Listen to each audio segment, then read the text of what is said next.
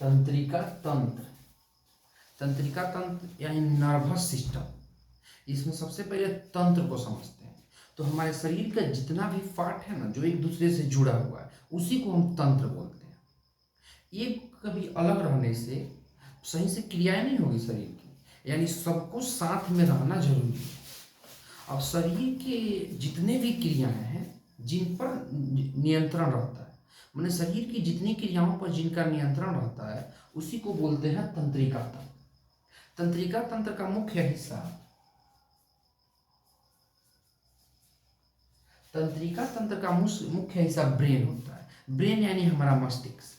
जो हमारा मस्तिष्क है ना, हमारे शरीर की क्रियाओं के लिए बहुत ज़्यादा इम्पोर्टेंट है, क्योंकि शरीर की जितनी भी क्रियाएं हैं सब मस्तिष्क से बनती है। हमारे मस्तिष्क का वजन लगभग 13.5 से 1400 ग्राम होता है। हमारा मस्तिष्क का जो वजन है ना, 13.5 से लगभग 1400 ग्राम के बीच में होता है। जो ये मस्तिष्क है हमारे लिए इतना इम्पोर्टेंट है, तो इसका रक्षा तो जरूरी है। हमारे मस्तिष्क के चारों ओर, ये तो बाल हो गया और ये चमड़ा, इसके अंदर जो ये है ना हड्डी, इसको क्रेनियम बोलते हैं। क्रेनियम, क्रेनियम हड्डी। क्रेनियम हड्डी के अंदर ही मस्तिष्क मौजूद है। ये जो क्रेनियम है, 8 गो हड्डियों का समूह है, 8 बोन्स का समूह है। क्रेनियम हड्डी 8 गो हड्डियों से मिलकर बना हुआ है। क्रेनियम के चारों ओर एक झिल्ली होता है जिसका नाम होता है मोनिंजाइटी। मोनिंजाइटी।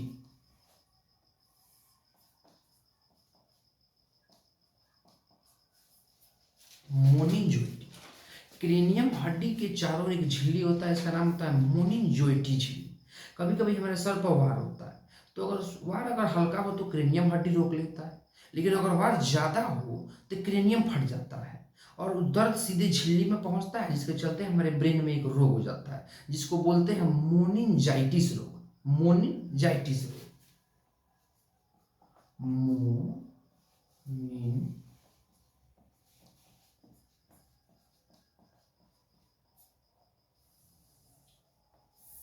मोनिंजाइटिस रोग।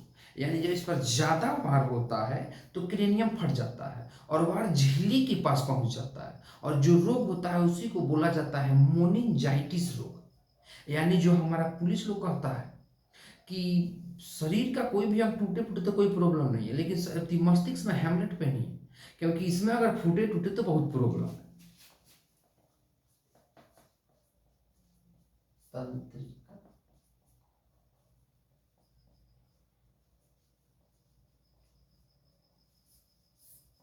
तंत्रिका कोशिका या न्यूरॉन, यह हमारे शरीर की सबसे लंबी कोशिका होती है और हमारे शरीर में जितनी भी क्रियाएं हैं ये सबका नियंत्रण करता है। इसके अंदर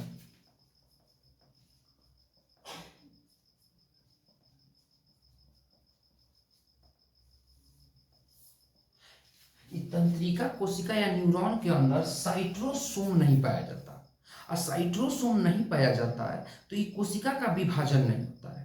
जो हमारा मस्तिष्क है वो 90% मस्तिष्क जो है ये तंत्रिका कोशिका से बना हुआ है। 90%, 90% जो मस्तिष्क है वो तंत्रिका कोशिका से बना हुआ है। और तंत्रिका कोशिका में तो सेंट्रोसोम होता नहीं है, तो उसका विभाजन होता नहीं है। इसलिए जब इस पर कोई प्रहार होता है तो मस्तिष्क का प्रहार दूर नहीं होता है, वह वैसे ही रहेगा, क्योंकि इसमें कोशिका तो है नहीं तो विभाजन होगा नहीं। लेकिन इस साइटोसोम का अगर ज्यादा विभाजन हो रहा है तो कैंसर हो जाएगा, यानी ज्यादा विभाजन हो तो कैंसर हो जाएगा। तो फिर बात है कि हमारे मस्तिष्क में तो साइटोसोम होता नहीं है, तो फिर इसमें कैंसर हो कैसे जाता है। तो देखिए, जो तंत्रिका कोशिका है ना न्यूरॉन, 90% भाग उसका मस्तिष्क बना हुआ है और 10% जो मस्तिष्क है न्यूरॉन गिलियल द्वारा बना हुआ है। Neuron glial,